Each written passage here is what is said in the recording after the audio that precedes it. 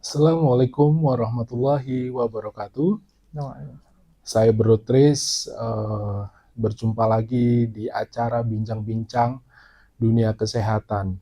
Hari ini saya kedatangan narasumber, yaitu ada Bro Andi, praktisi di Rumah Sakit Jiwa, dan dia adalah program manager di Wisma Ataraxis. Pada kesempatan hari ini kita akan bahas tentang Hari Kebangkitan Nasional yang ke-116. Baiklah Brady, kita akan bahas tentang dunia kesehatan. Kebetulan kan Bro Andi ini praktisi di dunia kesehatan ya, kebetulan di Rumah Sakit Jiwa ya, Bro Andi ya. Iya. Tentu ada kaitannya dengan Hari Kebangkitan ini, Hari Kebangkitan Nasional. Yang dimana pada Hari Kebangkitan ini, pada hari ini pun Indonesia masih dalam kondisi yang kurang, dalam arti kesehatannya sangat menurun. Dari sudut pandang Bro Andi sebagai praktisi di dunia kesehatan, bisa diberi pencerahannya Bro Andi, persilakan. Oke, terima kasih Bro Tis. Selamat bertemu. Jadi kalau beberapa pakar psikolog ya Bro ya, pakar psikolog itu menyatakan bahwa ini dunia ya, bukan Indonesia, bahwa perkembangan kita itu dari sisi teknologi, mulai dari sudah sekarang itu nanti fungsi manusia itu kan udah mulai tidak terpakai nanti kan, sudah mulai pakai AI lah ya, AI. Dan perkembangan itu sangat pesat, tetapi tidak dengan kesehatan jiwa. Ini yang sangat miris. Jadi perkembangan semua meningkat, tetapi tidak dengan kesehatan jiwanya. Dan ini menjadi sesuatu hal yang perlu kita renungkan, dan kita lihat fenomena-fenomena saat ini ya. Fenomena-fenomena saat ini kalau kita lihat memang harus menjadi fokus ya, kesehatan jiwa itu untuk menyiapkan bagaimanakah kebangkitan kita yang katanya sih menuju Indonesia Emas 2045 ya. Bagaimana Gen Z yang sekarang itu harusnya distimulasi dengan cara yang baik, yang tepat, tidak distimulasi hanya berjalan sendiri ya, karena mereka sudah mengakses sesuatunya secara bebas tanpa ada dididik nilai norma gitu kan. Kalau ini tidak diperhatikan, generasi kita itu ya tidak akan bisa mencapai generasi emas itu ya. Nah kalau kita lihat sih Bro Tis ya, saya coba membuka beberapa sejarah kenapa sih ini menjadi penting. Ini kan kalau kita lihat sejarah, kalau nggak salah Hari Kebangkitan Nasional ini kan yang mendeklarasikan adalah Bung Karno di tahun 1958.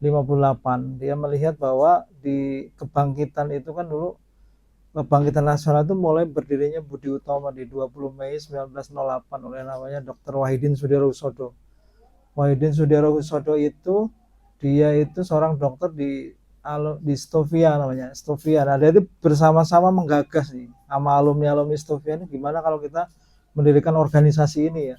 Dan itu ternyata sebagai cikal bakal pergerakan itu ya, kebangkitan itu ya, untuk bagaimanakah melawan penjajah, karena pada saat itu kita itu benar-benar sudah low, nggak ada motivasi, semua itu dari pemikiran sudah dijajah semua kan, tidak ada yang berani bangkit itu kan. Setelah itu berdiri 1908, berdirilah organisasi yang lain seperti Partai Serikat Dagang ya, Serikat Dagang Indonesia dan lain-lainnya. Dan itu makanya Bung Karno melihat itu sebagai era kebangkitan. Ternyata saya juga lihat Budi Utomo ini apa sih maksudnya? Budi Utomo itu kebangkitan budi luhur. Budi luhur. Artinya kalau kita lihat budi luhur ini berarti yang distimulasi ini mental loh bro. Mental dan spiritual. Gitu loh. Mental dan spiritual itu yang dibangun. Nah kita ini yang kemarin digembar-gemborkan oleh Presiden Jokowi sebagai revolusi mental ini harus kita evaluasi saat ini sudah terbentuk belum gitu. Mental kita itu yang kalau kita lihat sih di lagu Indonesia Raya itu kan, bangunlah jiwanya, bangunlah badannya. Itu tidak otomatis, tidak kebetulan loh pesan itu ya. Yang distimulasi itu harusnya jiwanya dulu. Jiwanya dulu ya, bukan apa fisiknya dulu gitu. Itu saya rasa seperti itu bro, untuk mengawalinya. Baik Bro Andi, untuk kira-kira bro di tahun 2045 itu kita akan bangkit menuju Indonesia Emas bro. Dengan dengan kondisi saat ini Bro Andi, di Indonesia ini banyak faktor-faktor yang mempengaruhi kesehatan jiwa. Menurut Bro Andi ini, kondisi saat ini akankah mampu di Indonesia 45 ini Bro Andi? Menurut saya tergantung gitu ya. Kalau kita bicaranya skopnya global itu kan meliputi beberapa kebijakan dari berbagai instansi kan. Bagaimanakah kurikulum pendidikannya gitu ya. Nah, kalau kita lihat fenomena saat ini yang kontradiktifnya adalah satu, bagaimanakah pengguna narkoba itu semakin meningkat. Ya, kalau kemarin berita yang viralnya ada penggerebekan rumah yang dijadikan sebagai pabrik narkoba. Di situ ada di Bali ya, kalau nggak salah di Bali ada villa digerebek. Di situ ada hidroponik ganja, ada pabrik ya, jadi ada ganja yang alami, ada yang sintetis, kemudian ada pabrik inek juga di situ yang dengan omset yang luar biasa, yang ditata seperti itu. Nah ini kan racun ini Bro ya. Jadi narkoba itu bahkan waktu deklar sama Jokowi Indonesia darurat narkoba itu benar-benar kalau narkoba itu yang dihilangkan bukan hanya tapi generasinya akan hilang. Karena kalau kita lihat orang yang sudah menggunakan narkoba dia akan kecanduan, kemudian timbul kerusakan di otak. Kalau udah kerusakan di otak itu akan timbul gangguan jiwa dan orang tidak akan bisa produktif. Boro-boro mikirin bagaimanakah kita akan membuat pesawat terbang, bikin satelit, sedangkan dirinya sendiri aja untuk bisa mandiri aja ya itu tidak akan bisa. Itu baru satu fenomena di narkoba. Jadi kalau memang narkoba belum hilang berarti kemungkinan Indonesia nggak bisa Mas dong. Itu yang harus kita bergandengan tangan semua pihak untuk bisa bagaimanakah menyelamatkan generasi kita dari bahaya narkoba. Itu baru satu fenomena. Baru satu fenomena ya. Karena ada narkoba Indonesia akhirnya remaja kita keracunan narkoba, akhirnya dia pola pikirnya pun akan berbeda atau terganggu mentalnya ya. Belum yang judi online Indonesia itu perputaran uangnya kan kemarin di tahun 2023 itu sampai berapa ratus triliun dan termasuk peringkat tinggi di Asia, mengalahkan Cina malah ya judi online di Indonesia.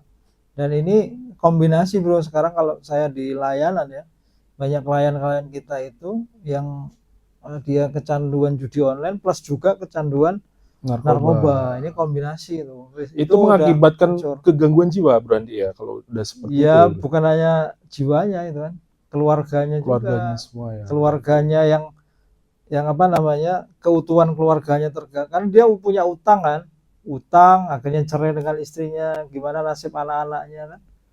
Ya, keluarganya hancur, anak-anaknya juga terganggu kan, tumbuh kembangnya. Ini bukan hanya individunya aja yang rusak, anak-anaknya rusak. Ya, keluarganya hancur. Itu judi online yang perlu kita lihat. Kemudian angka gangguan jiwa, depresi dan bunuh diri cenderung meningkat. Kalau kita lihat kemarin di Pesawaran diputusin pacarnya gantung diri anak SMA. Ini banyak beberapa kasus.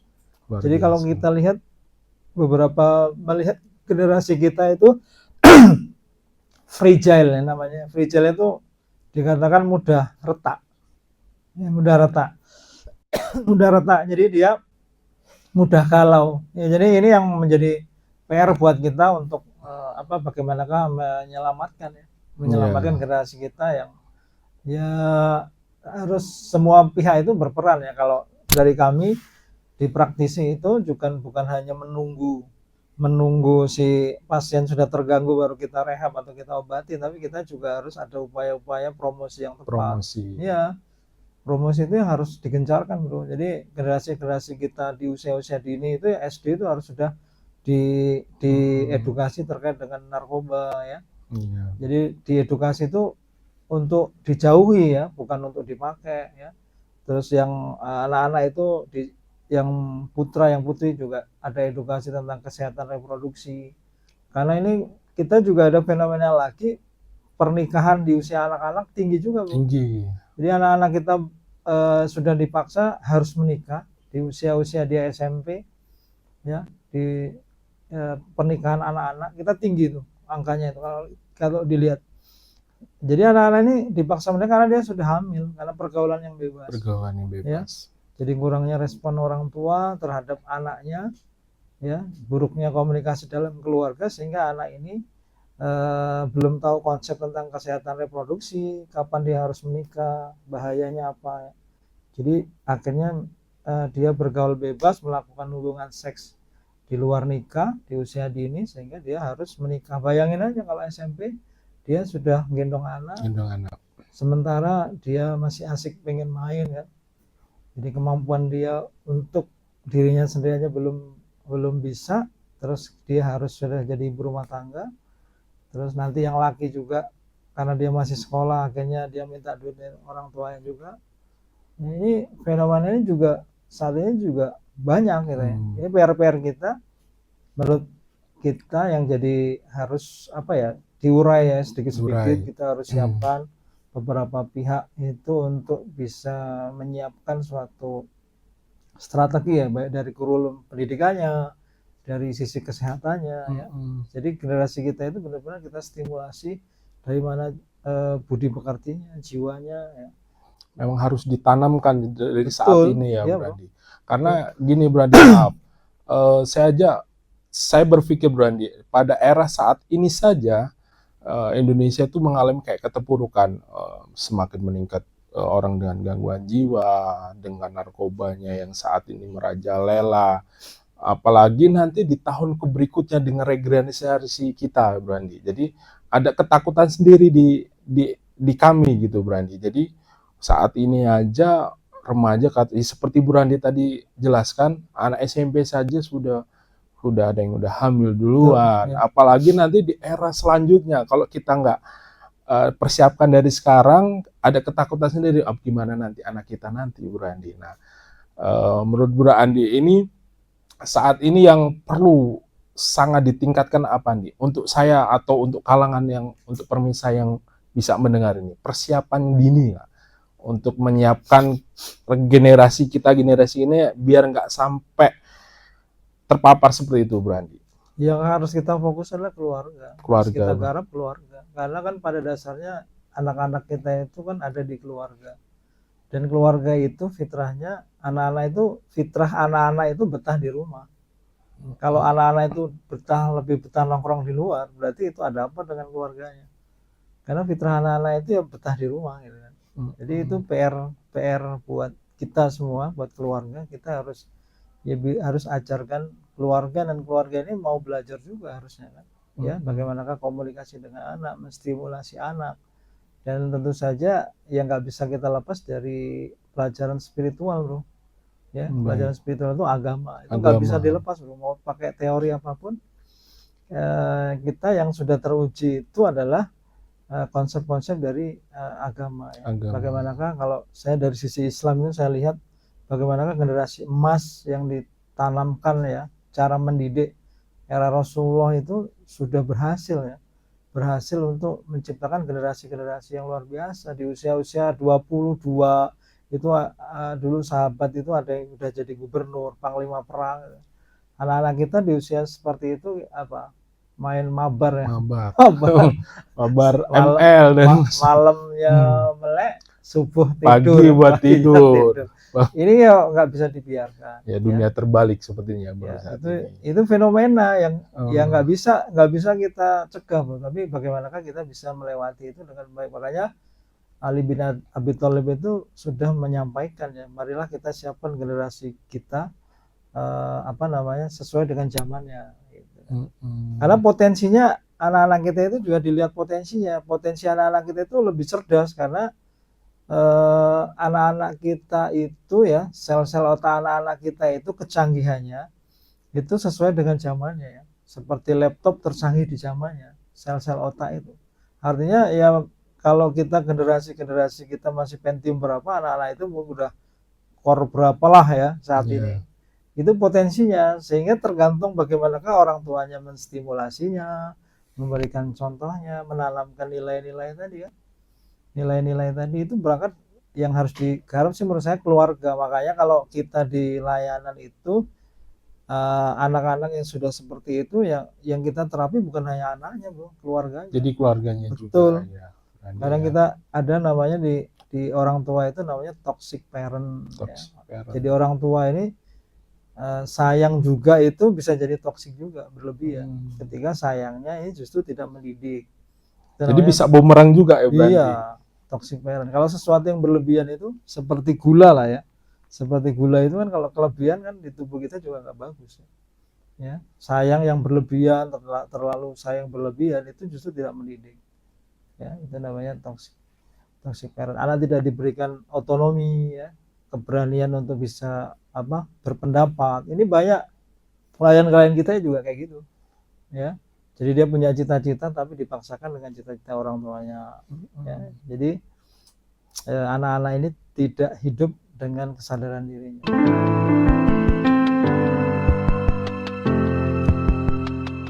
Toxic parent. Kita kembali dengan narasumber kita. Brandi bisa dijelaskan dengan toxic parent-nya? Oke, toxic parent ini di mana peran orang tua itu menimbulkan sesuatu stimulasi yang justru malah tidak mendidik anak. Jadi tidak bagus, artinya malah jadi bumerang itu loh bro.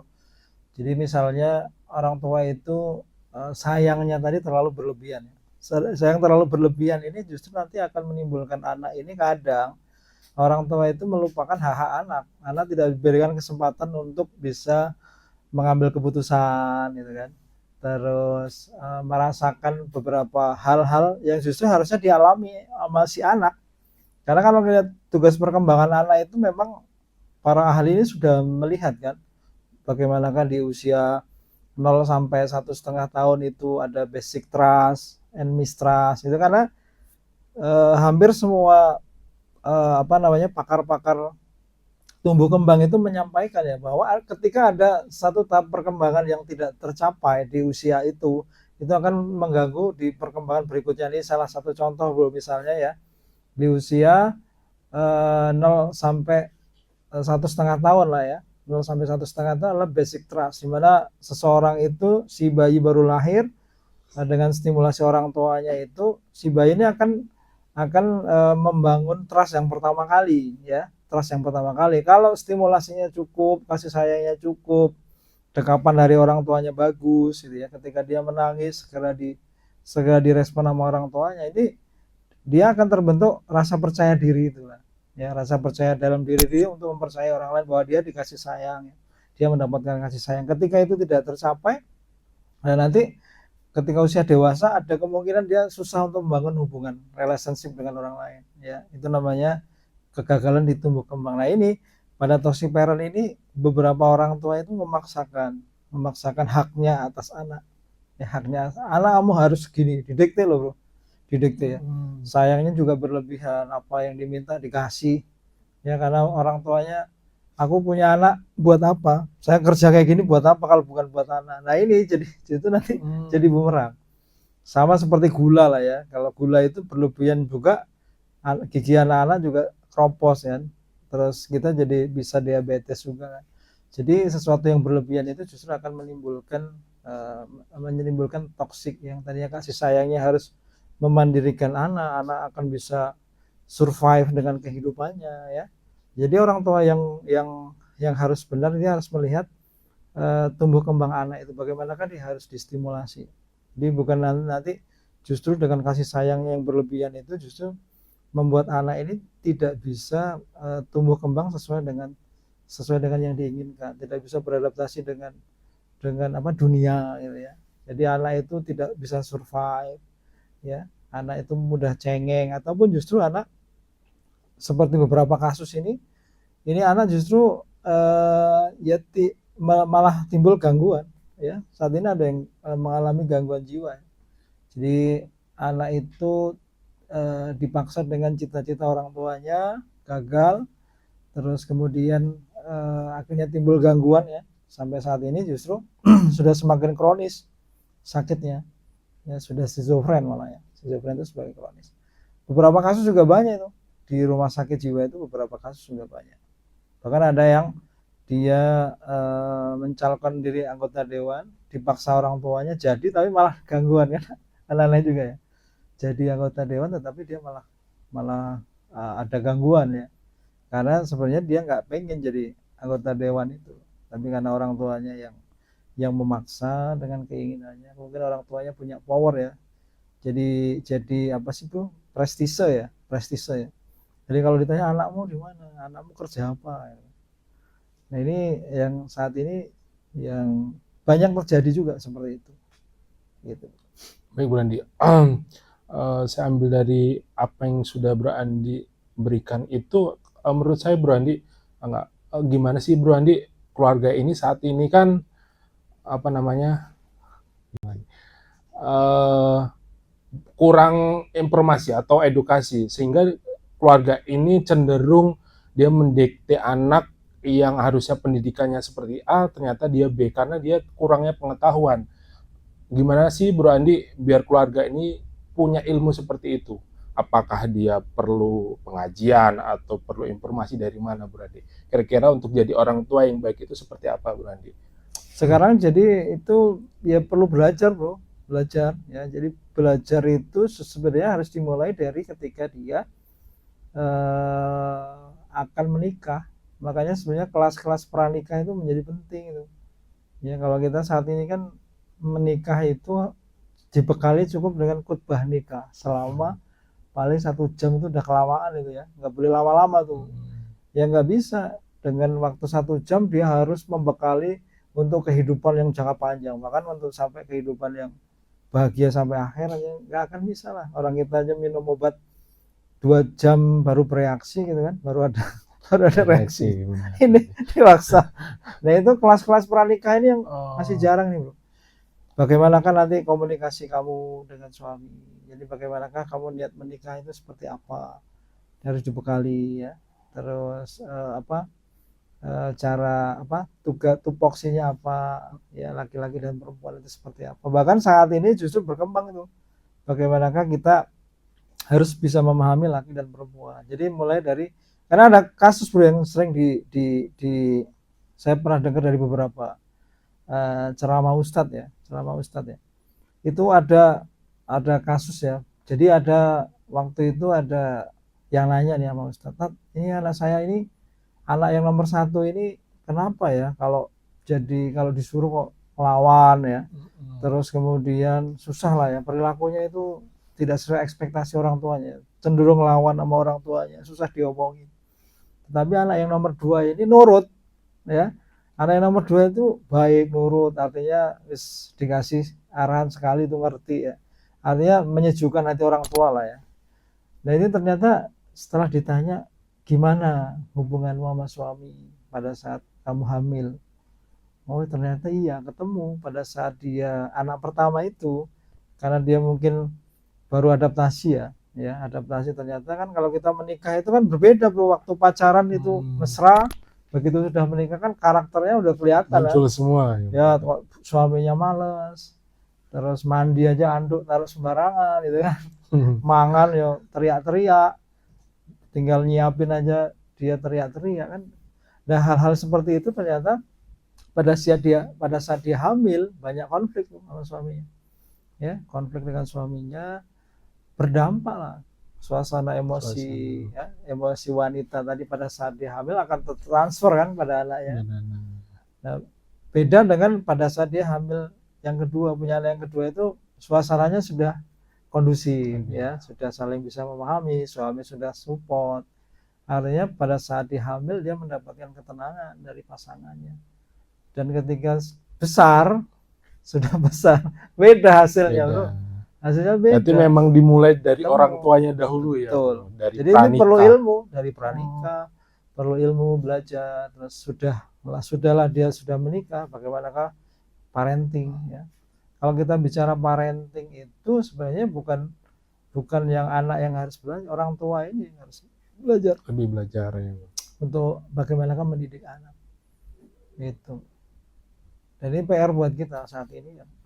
Menurut saya sih harus distimulasi nanti orang tua. Kalau kami ya, para praktisi ini kan banyak ketemu ya dengan kasus-kasus yang sudah kadung ya, sudah kadung ada bukan cacat ya, ada sesuatu hal ya yang karena sesuatu kesalahan didik dari orang tua berakumulasi timbul masalah gangguan. Nah ini ya dia harus sudah diobatin ya. Banyak pasien-pasien kita itu sudah harus dengan minum obat jiwa. Tetapi ini kita coba benerin dari sisi kehidupannya dengan konseling-konseling gitu, apa yang bisa diberdayakan lagi. Tapi menurut saya itu pun ya nggak bisa lah ya. Itu menurut saya yang perlu ditekankan itu bagaimanakah kita ini berbarengan untuk menyediakan edukasi-edukasi ya, promosi-promosi itu ya, mungkin dari pendidikannya yang perlu ditanamkan itu apanya dulu. Kalau kita lihat pesan dari pendiri bangsa kita itu bangunlah jiwanya, bangunlah badannya, ya berarti yang distimulasi jiwanya itu terstimulasi dengan mana? Dengan spiritualnya, contoh yang baik dari orang tuanya. Kalau toh anaknya itu disuruh ngaji, ya orang tuanya harus ngaji. Kalau bisa ya, bukan kalau anaknya kayak kamu maghrib ke masjid, orang tuanya dolanan HP gitu. Itu ya nggak akan ketemu lah ya. Nah ini PR buat orang tua tuh ya. Orang tua. Baik. Iya. PR buat orang tua. Luar biasa udah PR orang tua. Benar, Bro. Kembali lagi Bu Randi, dengan tema kita tadi. Kata Bu Randi tadi, bangunlah badannya, bangunlah jiwanya, bangunlah badannya. Nah, apakah saat ini kondisi Indonesia saat ini sudah terbangun jiwanya atau badannya, Bu Randi? Dengan kondisi-kondisi yang pro edukasi, menurut Bu Randi tadi perlu namanya promotif. Di Indonesia ini menurut Bu Randi masih sangat kurangkah atau memang tidak ada dengan kondisi yang saat ini, Bu Randi? Iya, jadi kalau kita dari sisi kejiwaan kita harus bicaranya positif ya, mencikapi segala sesuatunya harus positif. Bahkan termasuk ketika anak kita nakal pun itu harus kita nggak boleh kita menyalahkan anak, menjas anak juga. Ketika anak kita nakal, jadi kita tetap membangun positif. Dan positif itu ya tadi ya, untuk membangun jiwanya, membangun badannya itu ya tadi banyak hal yang perlu kita harus berikan contoh ya. Jadi para saat ini pemimpin-pemimpin kita itu harus bisa memberikan contoh ya, memberikan contoh. Kemudian belajar lagi dari generasi terdahulu itu yang perlu disiapkan apa? Ternyata budi luhur ya. Jadi keluhuran budi itu ya dari mental yang baik. Berarti nilai kan, nilai yang dibangun itu berarti dari mana? Dari ilmu dari mana? Pendidikan. Berarti porsi pendidikan ini harus jadi prioritas menurut saya ya, prioritas dari bangsa kita. Bagaimanakah meramu pendidikan yang pas ya. Jadi pendidikan itu bukan hanya dibekali dengan bagaimanakah teknologi membuat robot dan lain-lain, tetapi nilai-nilai tadi yang harus dibangun ya. Bagaimanakah standar baik atau tidak baik ya, ramah tidak ramah ya. Kemudian nilai kalau korupsi itu seperti apa, yang nilai-nilai itu yang memang harus dibangun menurut saya, nilai-nilai itu. Dan itu harus dibangun dengan keteladanan ya, contoh. Selain itu ya porsi pendidikan agama itu harus lebih banyak ya. Makanya sekarang sebenarnya sekolah-sekolah yang berbasis agama itu lebih banyak diminati. Orang tua akan lebih cenderung pengen ya, sini udah bagus sih ya, eranya sebenarnya udah mulai bagus ya, eranya sudah mulai bagus.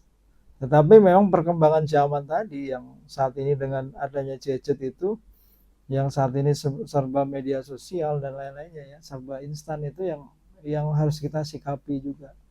Kalau kita itu bisa mensikapi itu dengan baik ya, kemudian orang tua mau belajar, insya Allah kita akan baik sih Bu. Kita harus positif ya, nggak boleh kita langsung menyalahkan generasi kita sekarang ini generasi yang udah galau, insecure gitu ya. Nggak boleh, tapi kita harus berpikiran positif bahwa anak-anak kita itu saat ini punya otak yang canggih gitu.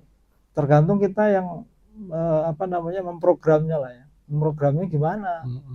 Ya, programnya gimana?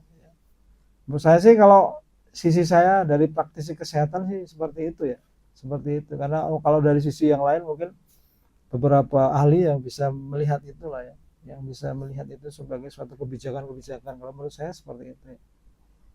Itu kayaknya Bro. Baik Bro Andi, saya sangat tertarik Bro Andi ketika Bro Andi mengatakan korupsi. Apa terkaitannya korupsi dengan kesehatan anak atau kesehatan jiwa anak? Bro Andi? Bisa jelaskan, Bro Andi? Atau menanamkan nilai-nilai anti KKN lah korupsi? ya. Iya. Jadi sebenarnya kalau lihat dari sisi kejiwaan itu bukan berarti dari korupsi nanti timbul gangguan jiwa, tetapi yang menjadi penting sesuatu yang kondisi yang ada itu kan direkam ya bro, sama anak-anak kita, dipelajari nilai-nilainya. Ini nanti jangan sampai anak-anak kita itu jadi antipati ya, antipati. Ada beberapa statement-statement itu ya, apa namanya ini kuliah sudah kuliah jadi malas. Ya saya pernah dengar juga, ngapain lah diselesain. Nanti nyari kerja susah kalau nggak nyiapin duit katanya. Mau jadi mau apa daftar ini sebuah duit, kalau nggak ada saudara mau masuk ini pakai duit. Nah itu ya ini jadi presiden buruk lah ya, presiden buruk. Makanya tadi ya PR-nya harus bareng-bareng lah. Jadi bagaimanakah pimpinan-pimpinan kita, pemimpin kita itu memberikan contoh yang baik ya. Tetapi di dalam keluarga tadi yang penting, apapun yang terjadi di luar itu kan tidak bisa kita kendalikan ya. Yang bisa kita kendalikan itu yang ada di dalam ya. Maksudnya orang tua itu bisa mendidik anak, menanamkan nilai itu. Satu ya keteladanan. Anak itu akan merekam 70% katanya. 70% itu perilaku bapak, pendidikan bapak itu diadopsi anak. Itu juga pernah diceritakan juga ya. Ada seorang itu yang ngerti, bahkan seorang ustadz ya, pendidik ya, di dalam suatu pondok itu. Kalau dia ngeplak, hobinya ngeplak anaknya, anak didiknya dikeplak, loh dia tahu loh, dia belajar ilmu itu. Tapi setelah ditanya ternyata saya dulu kayak gini, loh kan? Berarti kan dia mengadopsi pola didik bapaknya. Saya dulu dididik bapak, padahal dia secara ilmu kan tahu gitu kan. Nah itu artinya terekam. Nah ini menjadi berarti kan porsi yang dilihat anak di dalam keluarga itu menjadi penting. Jadi jangan sampai anak itu diajarin berbohong ya, terus diajarin di depan anak kok jelas-jelas bikin kwitansi yang beda ya. Terus anak kadang itu bilangin bapak nggak ada, itu kan bohong, bapaknya ada, anaknya disuruh ada tahu dibilang bapak lagi pergi. Kan ini kan mengajarkan bohong, itu kecil tapi itu berdampak ya, berdampak. Malah ada beberapa hal ya yang membuat anak itu jadi tidak patuh sama orang tua itu ketika suami ya, ayahnya memarahi ibunya di depan anaknya ya, atau ayahnya itu menjelekkan ibunya di depan anaknya, ibumu itu loh gini, ibumu itu gini. Jadi anak bingung, ini gimana loh ya, kok saya ibunya sendiri, istrinya sendiri kok dijelek-jelekin di depan anaknya, bingung ini anak ini ya, bingung. Nah termasuk nilai-nilai termasuk korupsi ya, KKN, nepotisme itu yang harus tanamkan dalam keluarga tadi gitu ya. Jadi harus dibangkitkan, karena kamu harusnya gak usah mikirin KKN lah, nepotisme, kamu itu gak harus jadi pegawai negeri, gak harus jadi angkatan, jadilah contohlah dari sahabat itu, wirausaha ya, Abdurrahman bin Auf ya, bagaimana seorang saudagar hebat, miliarder di zamannya, Utsman bin Affan ya, hartanya sampai saat ini ada itu loh ya, sumur ya yang dia, bagaimanakah dia kaya tapi kekayaannya berkah yang, jadi kita memberikan role model itu yang positif bro. Nggak bisa bro kita mengkat sesuatu yang negatif, itu nggak bisa di zaman seperti ini. Tapi kita bagaimanakah membangkitkan yang positif, itu teknologinya seperti itu. Sama seperti gelas ini ya, kopi, ada gelas, gimana kita pengen membersihkan kopi dari gelas itu, kita ambil air bersih, tumpahin sebanyak-banyaknya, jadi yang negatif jadi bersih gitu. Jadi tekniknya seperti itu ya, mengkanter sesuatu, menahan itu nggak bisa. Saya punya pengalaman, beberapa karakter anak saya itu juga beda. Anak saya mau melihara rambut gondrong kan, ini kok gondrong, iya anaknya diomong kan ya, tapi ya nggak bisa kita menyalahkan dia punya standar nilai kan, kenapa gondrong kan. Terus ya boleh gondrong tapi seperti apa ya. Jadi dia punya alasan loh dia gondrong itu. Rasulullah aja gondrong.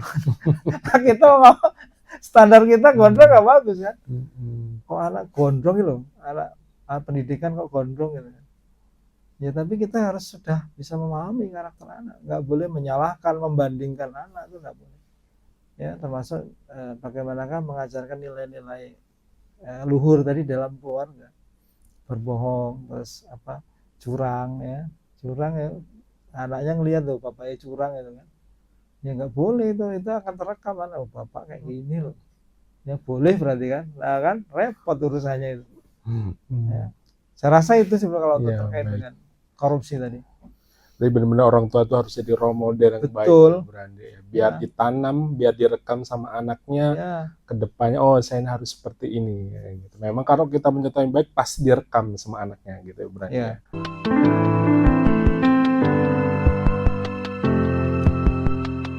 Kaitkan lagi dengan Hari Kebangkitan Nasional. Kita ungkit dengan fenomena saat ini, yaitu merajalelanya narkoba dengan kondisi pasien yang luar biasa. Dengan menurut saya rehab saat ini sangat kurang, Bro Andi.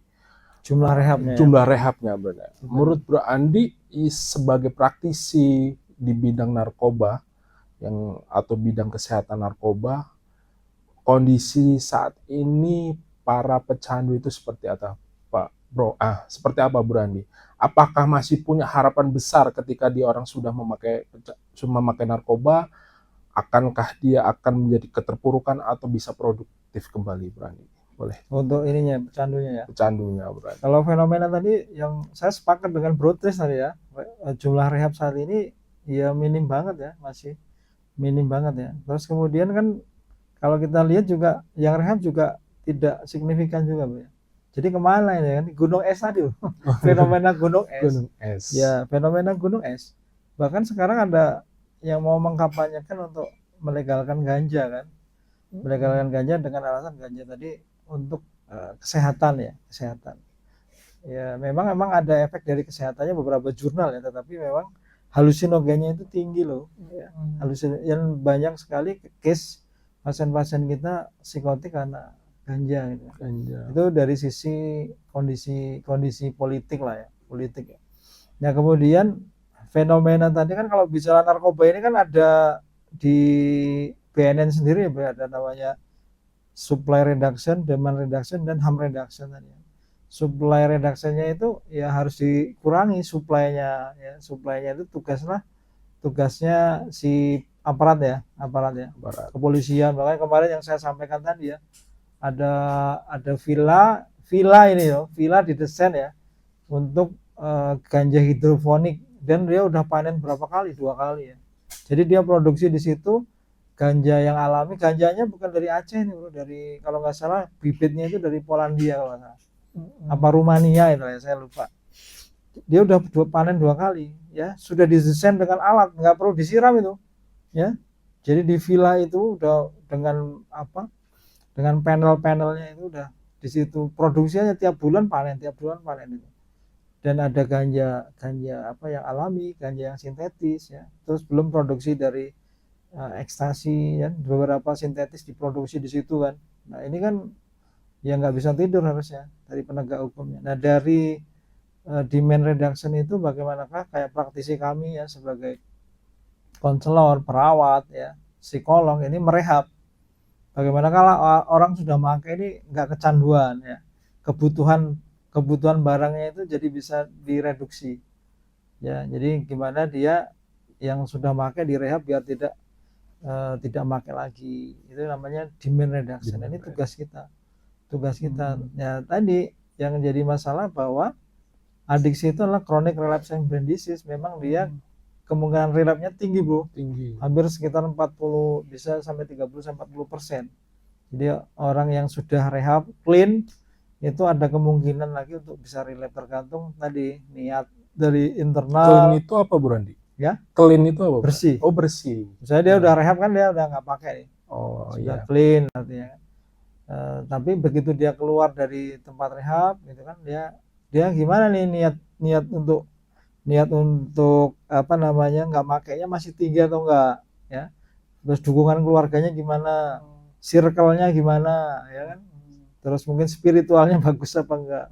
Nah, ini sangat penting banget ya, sangat penting banget. Dan kalau kita lihat mereka harus produktif. Tugas kita itu memang fungsi rehabilitasi itu bukan menyembuhkan dia ya, tapi bagaimanakah mereka itu menjadi pulih pulih itu bisa mandiri, bisa produktif dengan ya. Walaupun ada yang sudah jatuh di kookuring ya, dia sudah kecanduan narkoba tapi juga sudah gangguan jiwa ya, ditambah lagi mungkin ada penyakit-penyakit fisik yang lain. Dia tetap harus bisa produktif dengan kondisinya. Kalau gangguan jiwa sudah. Maaf Bro Andi, seberapa besar sih Bro Andi untuk pengguna narkoba bisa gangguan jiwa itu Bro Andi? Jadi itu sangat besar sekali ya. Jadi prosentasenya itu sekitar kurang lebih sekitar bisa 20%, 20 kali lebih ya seseorang yang menggunakan narkoba untuk gangguan jiwa dibandingkan orang yang tidak pakai narkoba gitu.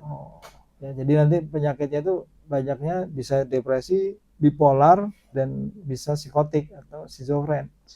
Ya, schizofren itu sangat banyak. Tergantung substannya sih, zatnya. Saat ini kan kita masih banyak ATS ya, amfetamin type stimulan yang golongan sabu. Walaupun golongan-golongan ganja masih di urutan pertama kan. Tapi mulai sekarang kita juga banyak dengan sintetis. Ya, bahkan bisa dijual lewat Instagram ya, IG ya. Terus kemarin ada varian-varian baru ya seperti kratom dan lain-lainnya itu. Nah, ini harusnya menjadi PR juga. Ya, kalau ditanya tadi masih bisa produktif ya harus produktif, tapi ya tentu saja produktifnya tadi itu ya tidak 100% ya, tidak 100%. Yang penting dia produktif dengan kondisinya. Ya memang tugas bagi kita itu ya, di tempat rehab itu untuk bagaimanakah membuat dia untuk masih bisa produktif dengan kondisinya saat ini. Ya, makanya keluarga dilibatkan loh. Ya, keluarga dilibatkan untuk bisa memberikan support. Karena yang paling banyak kan stigma juga, Bro. Stigma ya, berarti ya. Stigma. Kalau orang sudah pakai narkoba, apalagi dia sudah ada gangguan jiwa, ya udah stigmanya tinggi. Ya, di keluarga itu stigmanya tinggi. Jadi pecandu atau pemakai narkoba itu sangat riskan untuk gangguan jiwa berarti ya? Iya. Gangguan jiwa berarti ya. Kalau kita lihat sekitar bisa kalau 2 tahun dia rutin itu pasti udah muncul. Ketika kita asesmen gejala awal muncul pertama kali apa sih Bu Randi ketika emosi biasanya? Emosi. Emosinya tinggi dengan paranoid kan, akhirnya dia ngamuk kan. Ya, emosi yang tidak terkontrol akhirnya dia agresif, ngamuk. Yaitu yang terus sudah muncul dengan paranoid, ada yang sudah halusinasi kan. Halusinasi akhirnya dia dirawat dengan gangguan jiwanya. Gangguan jiwa ya. Tapi karena dia banyak yang masih aktif pakai juga. Ya, masih aktif pakai. Jadi double itu lebih sulit lagi penanganannya. Nah, itu. Bisa nggak sih Bu Randi orang yang sudah gangguan jiwa atau gara-gara narkoba dia bisa atau pulih, kata Bu Randi tadi, bisa pulih sendiri tanpa ada dukungan rehab atau dukungan dari dokter Bu Randi? Kira-kira bisa nggak Bu Randi itu? Bisa, tapi sulit kan? Sulit. Iya, itu namanya capital recovery, modal pemulihan namanya. Jadi semakin kuat capital recovery-nya, modal pemulihan itu seseorang akan semakin peluang untuk dia bisa pulihnya semakin tinggi. Misalnya nih, sekarang yang ada dukungan keluarga dengan tidak, ya pasti akan lebih kondusif yang ada dukungan keluarga kan. Kalau yang orang yang di stigma tadi, kalau dulu pernah kita rehab di lapas juga kan, banyaknya kan ini sudahlah dia pakai narkoba, kasus hukum juga ditahan sampai bertahun-tahun kan. Sementara istrinya di rumah kan, di rumah yang menafkahi siapa, akhirnya istrinya apa? Minta cerai kan, minta cerai, udah nggak betah lagi. Lalu dia di dalam lapas, ya di dalam lapas sudah nggak ada, istrinya udah minta cerai, bayangin aja kan. Nanti dia keluar di stigma jadi seorang pecandu, seorang napi juga kan. Stigma ya, orang datang, oh ini mantan napi, bahaya ini di masyarakat. Oh dolan karo deh, jangan main sama dia, bahaya. Apalagi sudah gila ya berarti ya. Baru keluar penjara aja udah stigmanya udah berat ya berarti ya. Jadi bisa Bro sebenarnya, tapi memang rata-rata perlu dibantu karena perlu ilmu Bro. Kalau nggak dibantu mungkin gila di jalan mungkin berarti ya. Iya, benar itu. Iya. Baik Brandi, sangat menarik ya Brandi. Stigma Brandi, kembali stigma.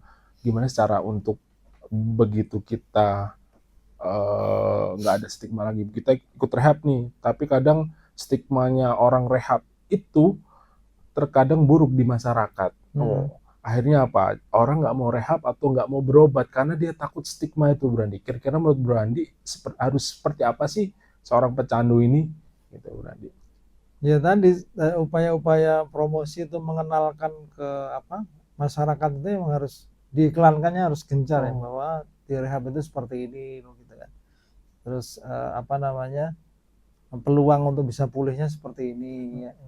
Dan kalau di undang-undang narkotika itu sebenarnya dulu ya sudah disampaikan ya untuk wajib lapor ya, untuk ke IPWL segala kan, untuk melaporkan diri mendapat terapi. Jadi melaporkan diri itu bukan untuk ditangkap gitu loh, tapi untuk direhab atau diterapi sesuai dengan masalahnya. Nah, jadi itu yang harus diedukasi. Nah, teman-teman itu kalau sudah masuk tempat rehab, terutama di tempat kami ya, itu juga akan diajari cara untuk mensikapi stigma.